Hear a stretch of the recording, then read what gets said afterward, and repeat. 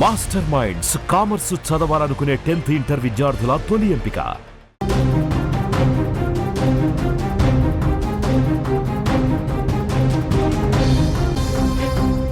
Breaking news చూస్తున్నాం. హైదరాబాద్ జీడిమెట్లలో ఈ దారుణం జరిగింది. ఫోక్ సింగర్ అంజలి దారుణ హత్యకు గురైంది. కుమార్తె చేతిలోనే హతమైంది. ఇన్స్టా ప్రేమ కోసం తల్లినే హత్య చేసినటువంటి పరిస్థితి. 8 నెలల క్రితమే నల్గొండకు చెందిన శివతో పరిచయం ఏర్పడింది. 10వ తరగతికే ప్రేమ ఏంటి అంటూ తల్లి మందలించడంతో వారం క్రితం శివతో బాలిక వెళ్ళిపోయింది. 3 రోజుల క్రితమే మళ్ళీ ఇంటికి తిరిగి వచ్చింది. తల్లి అడ్డు తొలగించుకోవాలి, నేను ప్రియుడితో సుఖంగా ఉండాలి అంటే తల్లి అడ్డు తొలగిస్తేనే ఇది సాధ్యమవుతుందని భావించి ప్రియుడి సోదరుడితో కలిసి దారుణంగా హత్య చేసినటువంటి పరిస్థితి. అంజలి చాకలి ఐలమ్మ ముని మనోరాలుగా తెలుస్తోంది. అంజలి ఫోక్ సింగర్, ఉద్యమ పాటలు పాడుతున్నటువంటి నేపథ్యం కూడా ఉంది.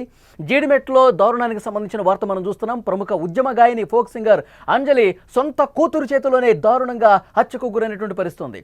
ప్రియుడితో కలిసి తల్లిని చంపేసింది. 10వ తరగతి చదువుతున్న ఈ బాలిక ఈ దారుణానికి ఒడిగట్టడం నివ్వెరపరుస్తున్నటువంటి పరిస్థితి ఉంది.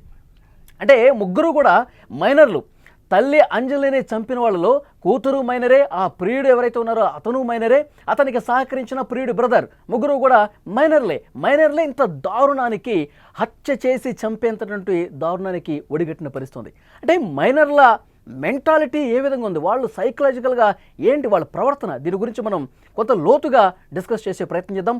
లైవ్లో జాయిన్ అయ్యారు ప్రముఖ సైకాలజిస్ట్ వీరేంద్ర గారు, వారితో మాట్లాడదాం. వీరేంద్ర గారు నమస్కారం సార్. నమస్కారం. వీరేంద్ర గారు, మనం ప్రతిరోజు వార్తలు చూస్తూ ఉంటాం, వింటూ ఉంటాం. రోజుకి అంటే సభ్య సమాజం తలదించుకునే ఘటనలు రోజు మనం చూస్తూనే ఉన్నాం. ఇవాళ ఇంకొక కొత్త వార్త ఇప్పుడు నేను చెప్పింది, నేను లైవ్లో చదివింది మీరు కూడా వినే ఉంటారు.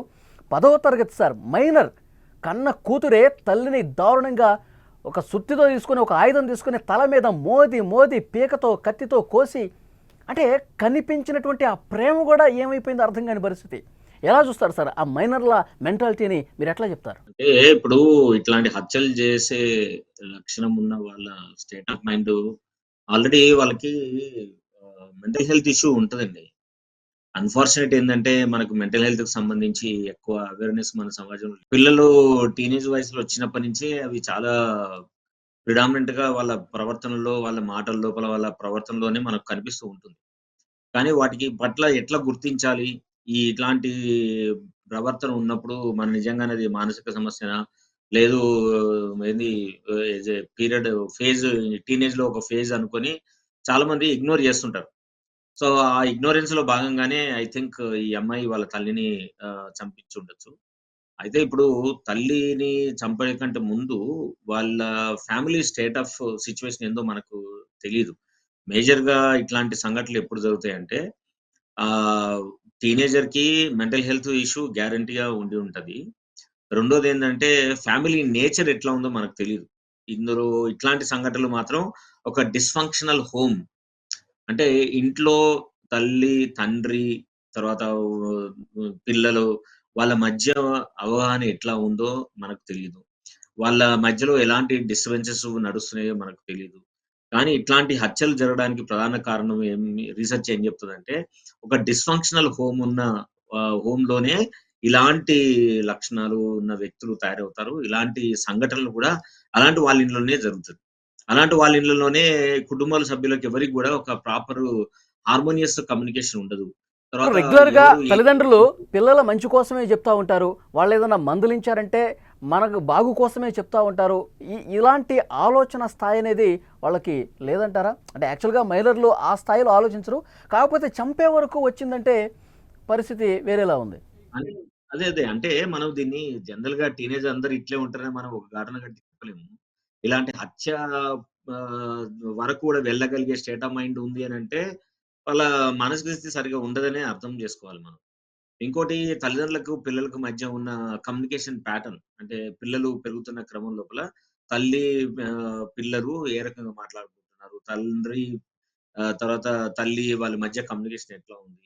తర్వాత తల్లిదండ్రులు పిల్లలతోటి ఏ రకమైన బాంధవ్యాన్ని వాళ్ళు ఏర్పరచుకున్నారు? ఏ రకంగా జీవితాన్ని గడుపుతున్నారు? అనేది గూడా చాలా ప్రభావితం చేస్తుంది. ఈ వ్యక్తుల పట్ల విపరీతమైన అగ్రెషన్ రావడం. ఇప్పుడు ఆ అమ్మాయికి బాయ్ ఫ్రెండ్ ఉండడాన్ని తల్లి వ్యతిరేకించింది. సో, ఈ బాయ్ ఫ్రెండ్ ఉండడాన్ని తల్లి వ్యతిరేకించిన దాన్ని ఈ అమ్మాయి ఎట్ట తీసుకుంది? ఇది నా జీవితానికి ఓ పెద్ద థ్రెట్ లాగా భావించింది. ఇంత చిన్న విషయాన్ని అంత థ్రెట్ లాగా ఎందుకు భావించిందనేదే వాళ్ళ మానసిక స్థితిగతులు చెప్తుంది. కాబట్టి తల్లి నా జీవితానికి, నా ప్రోగ్రెస్‌కు అడ్డం పడుతుంది కాబట్టి, ఆ అడ్డం తొలగించుకుంటేనే నా జీవితం చాలా సేఫ్‌గా, కంఫర్టబుల్‌గా ఉంటుంది అనే ఒక చాలా షార్ట్ సైటెడ్ ఆలోచనతోటి హత్య చేసి ఉండుంటది. సో, అంటే ఏంటి వాళ్ళకి అసలు నేరం హత్య ద్వారా నేరం జరిగిన తీరుని ఒక్కసారి మీకు ఎక్స్‌ప్లెయిన్ చేసే ప్రయత్నం చేస్తా. తల్లి ఒంటరిగా ఉన్నప్పుడు వీళ్ళు ముగ్గురు ఒకేసారి చొరబడ్డారు గదిలోకి. తలకి ఒకళ్ళు ముసుగేశారు. ముగ్గురు కూడా మైనర్‌లు మళ్ళీ. తల్లికి ఒకళ్ళు ముసుగేస్తే, ఇంకొకళ్ళు సుత్తి పట్టుకొని బలంగా తల మీద కొట్టారు. ఇంకొక మూడో హ్మ్. మైనర్ ఏం చేశారు? కత్తి తీసుకొని గొంతు కోశారు. ఎంత దారుణం సార్! మైనర్‌లు వాళ్ళ నేర స్వభావం చూడండి. ఆ నేరం చేసేటప్పుడు వాళ్ళ ప్రవర్తన. అవును. ఇప్పుడు న ఈ వ్యక్తి వల్ల నా జీవితానికి, నా ప్రోగ్రెస్‌కి ఆ థ్రెట్ వస్తుంది అనుకున్నప్పుడు, మన ఆలోచన ఎట్లుంటది? ఆ థ్రెట్‌ను తొలగించుకోవడం మీదనే ఫోకస్ చేస్తాం తప్ప, మనము ఏ పద్ధతిలో చూస్తున్నాము, ఏ పద్ధతిలో వాళ్ళని చంపేస్తున్నాము, ఏ పద్ధతిలో వాళ్ళని ఇది చేస్తున్నాం అనేది ఆలోచనకుండదు. మన ఔట్‌కమ్ మీదనే మన మైండ్ ఎప్పుడు పనిచేస్తూ ఉంటది. ఔట్‌కమ్ మీదనే మనం గురిపెట్టి, మనం అనుకున్న లక్ష్యాన్ని ఎట్లైనా సరే మనం దాన్ని పూర్తి చేసేయాలి అనే భావనతోటే ఉంటారు తప్ప, ఏ పద్ధతి ద్వారా దీన్ని చేస్తున్నాం అనే ఆలోచన జరగదు. అసలు ఈ ముందు చంపడం కంటే ఎక్కువ చంపాలనే ఆలోచన రావడమే మనకు చాలా విషాదకరమైన పరిస్థితి గదా! ఒక టీనేజ్‌లో ఉండి అందులో అమ్మను చంపాలనే ఆలోచన వచ్చిందంటే వాళ్ళ స్టేట్ ఆఫ్ మైండ్ ఎంత పొల్యూట్ అయి ఉంటది. ఎంత డిస్టర్బ్ స్టేట్ ఆఫ్ మైండ్ కలిగి ఉంటది. అలాంటి డిస్టర్బ్ స్టేట్ ఆఫ్ మైండ్ కలిగిన వ్యక్తులుకు మానసిక ఆరోగ్యం ఎట్లా ఉండి ఉంటది? ఆ మానసిక ఆరోగ్యం బాగలేని వాళ్ళకి మాత్రమే ఈ హత్యలు, తర్వాత వీళ్ళని ఎట్లైనా తుదముట్టించాలి, మన సుఖమే మనం జూసుకోవాలి అనే ఒక ఆలోచనలోకి వాళ్ళు ఎళ్ళిపోతారు. ఈ ఎళ్ళడానికి ముందు ఏంటి చెప్పారు మేజర్‌గా వాళ్ళ మైండ్ పూర్తిగా ఏ స్థాయిలో పొల్యూట్ అయిపోయిందన్నారు. అంటే పొల్యూట్ కావటానికి దారి తీసినటువంటి పరిస్థితులు ఏమై ఉండొచ్చంటారు? ఆ ప్రభావం. సార్ దీనికి ఒక 4, 5 కారణాలు నేను రాసాను. ఒకటి ఫ్యామిలీ డిస్‌ఫంక్షన్ ఉంటది. అండ్ ఫ్యామిలీ లోపల కాన్‌ఫ్లిక్ట్స్ ఉండొచ్చు. రెండోది పీర్ ఇన్‌ఫ్లూయన్స్. తర్వాత ఇలాంటి సంఘటనలు జరిగినప్పుడు సమాజంలో రకరకాల వ్యక్తులు రకరకాలుగా రెస్పాండ్ అయ్యుంటారు. సో, అట్లాంటి ఆ సమాజంలోంచి కొన్ని లెర్నింగ్ అంటాం. సోషల్ లెర్నింగ్ అంటాం. తర్వాత emotional and psychological factors. So, ఆ సైకలాజికల్ ఫ్యాక్టర్స్‌లో ఏముండొచ్చు? ఆల్రెడీ వీళ్ళకి మెంటల్ హెల్త్ ఇష్యూ ఉండొచ్చు. తర్వాత ఏంటి ప్లానింగ్ అంటే ఇది ఎట్లా మనం ఈ అడ్డును మనం ఎట్లా తొలగించుకోవాలి అనే ఆలోచన వచ్చినప్పుడు ఈ ముగ్గురే ఉండొచ్చు. ఇంకొక నలుగురు గూడా ఎవరైనా వీళ్ళకి యాడ్ అయ్యి ఉండొచ్చు. తర్వాత మన యూట్యూబ్‌లో రెడీగా ఉంటాయి. ఎట్లాగో ఏం చేయొచ్చు అనేది గతంలో జరిగిన ఎన్నో సంఘటనలుంటాయి. సో, దాని ద్వారా అది గూడా ఒక గ్రూప్‌గా ఫార్మ్ అయ్యి, ఆ గ్రూప్ డైనమిక్స్‌ని డిసైడ్ చేయడం. తర్వాత ఈ సొసైటీలో ఎన్వైర్న్మెంట్ స్ట్రెసర్స్ వల్ల గూడా ఎక్కువ జరగొచ్చు. అంటే టూ మచ్ ఆఫ్ వాలియన్స్ ఎక్స్‌పోజర్ కావడం గావచ్చు. లేదు ఇలాంటి సంఘాలు జరిగినప్పుడు వయలెన్స్ ఏం జేశారు? అవతల వ్యక్తులు తల్లిదండ్రుల మీద ఎట్లా అటాక్ జేశారు? వద్దన్న వాళ్ళ పట్ల వాళ్ళు ఎట్లా ప్రవర్తించారు? అనే విషయాల గురించి పదే పదే యూట్యూబ్‌లో గానియండి, లేదు ఇన్ఫర్మేషన్ గాని చూస్తున్నారనుకోండి. ఇవన్నీ గూడా టీనేజర్ కూతురు వయస్సు మీద ప్రియుడితో చాలా పరిచయం ప్రభావం కూడా చూపేకి అవకాశం ఉంటది. ఇన్‌స్టాగ్రామ్ వేదికగా జరిగిందంట సార్. ఇన్‌స్టాగ్రామ్ వేదికగా వాళ్ళు కనెక్ట్ అయ్యారంట. అంటే సోషల్ అవును. మీడియా ప్రభావం ఏ స్థాయిలో ఉందో మనకు అర్థమవుతుంది. ప్రస్తుతం సోషల్ మీడియా అంటే ఇప్పుడు ఓటీటీ కంటెంట్స్ కూడా మనం చూస్తా ఉన్నాం. అన్నీ బూత్ సినిమాలు ఎక్కువ వస్తుంటాయి. వయలెన్స్ ఎక్కువ, హింసను ప్రేరేపించే సినిమాలు ఎక్కువ వస్తా ఉంటాయి. సో ఇవన్నీ కూడా యువతని పెడదారి పట్టించే పరిస్థితే కనిపిస్తుందంటారా? సరే. నో. నో. సీ ఓటీటీలు వీటికంటే ముందు మన సినిమాలే గొప్పగున్నాయండి. మన సినిమాలు చాలా చాలా ప్రభావం చూపిస్తాయి. ఎట్లా చూపిస్తాయి? ప్రేమ కోసం ఏమైనా చేయొచ్చు, ఎంతమందినైనా చంపొచ్చు అనేది ఇప్పటికి మనం కొన్ని వేల సినిమాలు చూసినాం. సినిమాలేవి ఉన్నాయా? ఇప్పుడు మన ఈ పెద్ద పెద్ద హీరోల సినిమాలు చూడండి. చావడం ఎంత ఈజీ చూపిస్తారండి. ఈ 'ప్రభాస్' సినిమాలు చూడండి, 'జూనియర్ ఎన్టీఆర్' సినిమాలు చూడండి, లేదు మన 'బాలకృష్ణ' సినిమాలు చూడండి. కనీసం ఒక 100 మందినైనా చంపుతారు మన హీరోలు. మన 'అల్లు అర్జున్' సినిమాలు చూడండి. ఏ ఏ సినిమా హీరోలు చూసినా గాని వాళ్ళ ముఖ్య లక్ష్యం ఏంటి? థియేటర్‌కెళ్ళిన 2:30 గంటల సేపు ప్రతీకారం, కక్ష, పగ, హత్య ఇవే గదా! మనం చూసేదన్నీ గూడా. సో, చిన్నగున్న టీనేజ్ వయస్ అంటే ఏంటి? అది కంప్లీట్‌గా మన బ్రెయిన్‌లో ఉన్న ప్రిఫ్రంటల్ కార్టెక్స్ అంటాం. అంటే ఆలోచనకి ఏది నిజం, ఏది అబద్ధం, ఏది ఉపయోగం, ఏది నిరుపయోగం అని తెలుసుకోవడానికి కనీసమైనా గాని బ్రెయిన్‌లో ఈ ఏరియా ఫార్మ్ కావడానికి 24 సంవత్సరాలు పడతది పుట్టిన తర్వాత. 14, 15 సంవత్సరాల్లో ఉన్న వయసు లోపల ఏంటి? ఈ రియాలిటీని చెక్ జేసుకునే తెలివితేటలు అప్పటికి ఇంకా ఫార్మ్ గావు. ఆ ఫార్మ్ అయ్యే లోపలనే మనం ఈ హింస, ప్రతీకారము, కక్ష, వాళ్ళని చంపడం, వీళ్ళని చంపడం, మన ప్రేమ ముందు ఏదైనా తక్కువే, ఎలాంటి వ్యక్తులైనా మనం చంపేయొచ్చు అని ఒక బలమైన సంకేతాలు ఇస్తున్నప్పుడు టీనేజ్ పిల్లలకి ఏమనిపిస్తదండి? ఓహ్! నా ప్రేమ చాలా గొప్పది. నేను ప్రేమను నిరూపించుకోవాలంటే ఏం చేయాలా? నేను తప్పకుండా నాకు అడ్డమయ్యే వ్యక్తులు ఎవరైనా గాని చంపేసేయాల. అదొక బలమైన సినిమా హీరో చెప్తే ఎంత పవర్‌ఫుల్ ఉంటది. డెఫినిట్‌గా నేను అది తీసుకుంటా. నా తండ్రి దుర్మార్గుడే అయ్యుండొచ్చు. కానీ నేను ఇంకో అమ్మాయినో, అబ్బాయినో ప్రేమించిన. కాబట్టి ప్రేమించిన వాడు ఏం చేస్తాడొచ్చి, నా తండ్రి దుర్మార్గుడు కాబట్టి కూతురు ఎదురుగానే తండ్రిని చంపుతాడు. చంపినప్పుడు ఈ మెసేజ్‌ను ఎట్ట తీసుకోవాలనుకుల్లో అట్ట తీసుకుంటారు వాళ్ళు. కాబట్టి దుర్మార్గుడంటే ఏంటి? నీకు పర్టిక్యులర్‌గా అన్యాయం చేయకపోవచ్చుండొచ్చు. లేదు ఇంకెవరికైనా అన్యాయం చేసుండడు గావచ్చు. ఏదో ఒక ఆలోచన పట్ల నువ్వు చేస్తున్న పనిని అబ్జెక్ట్ చేసుండొచ్చు. సో, నాకెవరైతే అబ్జెక్ట్ చేస్తారో అది మంచి గాని, చెడు గాని వాళ్ళు నాకు విలన్ లాగానే కనిపిస్తారు. సో, విలన్‌ని ఏం చేయాలా? విలన్‌ను చంపేయాలా? కాబట్టి ఎన్నో రోజుల నుంచి కొన్ని వందల సినిమాలు మనం చూసి, చూసి, చూసి ఇప్పుడు ఆ విషయాలను మనం ప్రాక్టికల్‌గా మన సరే అంటే కాబట్టి ఇప్పుడు ఓటీటీలు ప్రియుడు రిమూవల్ కోసం వచ్చినాయి కాబట్టి సినిమాలదేముందండి సినిమాలు ఎప్పటినుంచో నడుస్తున్నాయి. ఓటీటీలు దానికి వాల్యుయేషన్ అయినాయి. కాబట్టి ఓటీటీని ఒక్కదాన్ని మనం కారణం తీసుకోవచ్చు. ఇట్లాంటి భావజాలాన్ని మనము సమాజంలో విచ్చలవిడిగా మన పిల్లల బుర్రల్లో తోసేస్తున్నాం కాబట్టి పిల్లలు వాళ్ళకి సమాజం వచ్చినప్పుడు ఆ రకంగానే రెస్పాండ్ అవ్వడానికి ఎక్కువ ఛాన్స్ ప్రియుడు కోసం కన్న తల్లినే దారుణంగా గొంతు కోసి చంపేసిన పరిస్థితి ఉంది. అయితే ప్రియుడు కోసం చేస్తున్నారు, తల్లిని అడ్డు తగిలించుకున్నారు. కానీ తర్వాత పరిణామాల గురించి ఆలోచించే పరిస్థితి కూడా వాళ్ళకి లేదు. దీన్ని బట్టి మనకు అర్థమవుతుంది. తర్వాత జైలుకి వెళ్తారు, జీవితం కూడా నాశనం అయ్యే పరిస్థితి ఉంది కదా. ఇది ఆలోచించే స్థాయి వాళ్ళకి ఉండదంటారా? లేదండి. ఒకటి ఇప్పుడు మనము 2 విషయాలు ఈడ బాగా అర్థం చేసుకోవాలి.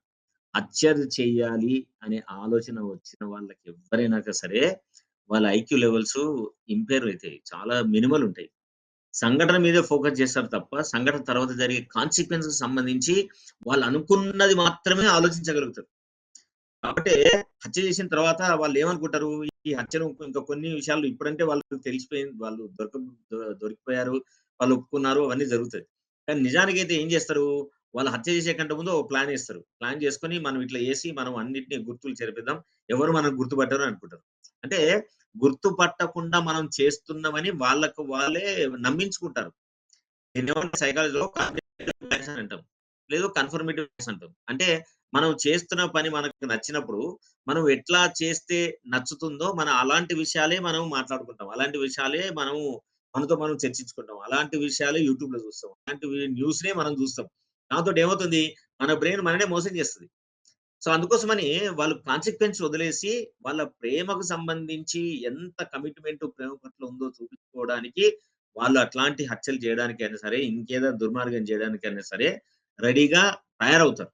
ఎలాంటి వాళ్ళు ఈ మధ్య తయారవుతారు? కాలంలో మనం ఎక్కువ ప్రేమ అంటే చూస్తున్నాం చాలా సార్. గొప్ప ఉండాలి ఎందుకంటే గాదు. మేఘాలయ బ్రెయిన్‌లో ఆల్రెడీ వాళ్ళ మానసిక సమస్య సైకో పాథాలజీ ఉంటది. అలాంటి పాథాలజీ ఉన్న వాళ్ళు మాత్రం ఇలాంటి హత్యలు చేస్తే ఏం కాదు అనే విషయాన్ని ప్రగాఢంగా నమ్మి, ఆ పనులు చేస్తారు వాళ్ళు. సరే, ఈ మధ్యకాలంలో మనం ఎక్కువ చూస్తున్నాం. మేఘాలయ హనీమూన్ మర్డర్ కూడా మీరు వినుంటారు. అవును. పెళ్ళైనటువంటి అవును. కొన్ని రోజులకే హనీమూన్ పేరుతో మేఘాలయ తీసుకెళ్ళి చంపేసి లోయలో పడేసిన పరిస్థితి ఉంది. తర్వాత ఎందుకంటే ఇంకో నిన్న గూడా సార్ గద్వాల్లో తల్లిదండ్రులు ఎక్కడో అయింది గదా! కేసు. అవునవునవును. భర్తలను చంపేస్తున్నారు. పెళ్ళై నెల 2 నెలలకే తల్లిదండ్రులను చంపేస్తున్నారు. అంటే వరుస ఈ ఘటనలు జరుగుతున్నటువంటి నేపథ్యంలో వీటికి అడ్డుకట్ట అనేది లేదా? ఎందుకు ఇంత దారుణంగా మనస్తత్వంతో ప్రవర్తిస్తా ఉన్నారు? దీనికి ఏంటి సార్? ఒక ఎండ్ పాయింట్ తీసుకురావాలి. ఈ ఇలాంటివి జరగకూడదు అంటే ఏం చేయాలి? ఇలాంటి జరగకూడదు చేయాలంటే మార్గాలు తప్పకుండా ఉంటాయండి. కానీ ఇది పెద్ద వ్యవస్థ గదా! మన దేశంలో కొన్ని కొన్ని ఆల్‌మోస్ట్ 144,00,00,000 మంది ప్రజానీకం ఉన్నది. దానికి చేయాలంటే ఎవరు జేయాలా? పాలిసీ మేకర్స్ జేయాల. పాలిసీ మేకర్సును, పొలిటీషియన్స్ ఏం చేయాలి? అంటే మనం మానసిక రుగ్మతల గురించి, మానసిక ఆరోగ్యం గురించి మనం విస్తృతంగా ప్రచారం చేయాలి. చెయ్యాలి. అట్లాగే దానికి మానసిక ఆరోగ్యం బావుందా లేదా టెస్ట్ చేసుకోవడానికి కావాల్సిన అన్ని ఏమంటారు ఫెసిలిటీస్‌ని మనం ఎస్టాబ్లిష్ చేయాలి. అవి చేయడానికి ప్రభుత్వాలు దే ఆర్ నాట్ సీరియస్. మనం రాకెట్లు పంపడానికి ఇష్టపడతాం. మనం కొన్ని వందల కోట్ల రూపాయలు మనం ఏంది పబ్లిక్ ఫంక్షన్‌లు చేయడానికి ఇష్టపడతాం. కానీ నిజంగానే మనిషికి ఏదైతే ఉపయోగపడుతుందో మనం అలాంటి పనులు చేయడానికి ప్రభుత్వాలకి ఆలోచన ఉండదు. ఇది మన పొలిటీషియన్‌లు కావచ్చు, లేదు ఈవెన్ పాలిసీలో ఉన్న ఐఏఎస్ ఆఫీసర్‌లయినా గాని, వీళ్ళు దీని పట్ల నిజంగానే చిత్తశుద్ధితో ఉంటే ఎంతసేపు అండి, it's very easy to organise. ఇప్పుడు టీనేజ్ పిల్లలందరూ ఎక్కడ దొరుకుతారండి? మెజారిటీ ఆఫ్ ద టీనేజ్ పిల్లలు స్కూల్‌లో దొరుకుతారు. స్కూల్‌లో వచ్చే ప్రతి స్టూడెంట్ యొక్క హెల్త్ ప్రొఫైల్ అంటే ఫిజికల్ హెల్త్, సైకలాజికల్ హెల్త్‌ని మనం ప్రొఫైల్ చేయొచ్చు. అలాగే ఫ్యామిలీ హెల్త్ ప్రొఫైల్ కూడా మన స్కూల్‌లోనే ఎస్టాబ్లిష్ అయితది. ఇప్పుడు 90% ఆఫ్ ద చిల్డ్రన్ గ్యారంటీ స్కూల్‌కి పోతారు.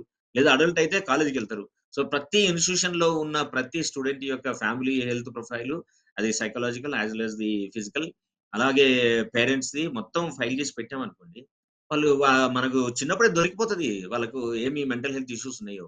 సో, మెంటల్ హెల్త్ ఇష్యూ ఉన్నప్పుడు డెఫినిట్‌గా దాన్ని ట్రీట్ చేసామనుకోండి. అది అప్పుడే సమస్య పోతది. వాళ్ళు ఆరోగ్యంగా వాళ్ళ జీవితం గాని, వాళ్ళ కుటుంబానికి గాని ఏ నష్టం రాకుండా వాళ్ళ జీవితం నడిపించుకోవడానికి ఎక్కువ అవకాశం ఉంటుంది. బట్ ఈ కైండ్ ఆఫ్ థాట్ మన ప్రభుత్వాలు చేయకపోవడం చాలా శోచనీయం. మనము మ ప్రపంచంలోనే ఫోర్త్ బిగ్గెస్ట్ ఎకానమీ అని మనం జబ్బలు జరుచుకుంటాం. గొప్ప దేశం అని మనం చెప్పుకుంటాం. కానీ గొప్ప దేశం అంటే ఎప్పుడండి అంటే, దేశంలో ఉన్న ప్రజలు సంతోషంగా ఉండగలగడం, మంచి ఆలోచనతో కలిగి ఉండడం, మంచి బాల్యాన్ని మనం ఇవ్వగలగడం. ఈ 3 డైమెన్షన్స్ లోపల మనం ఆలోచించి, ప్రజలకి ఏం గావాలి?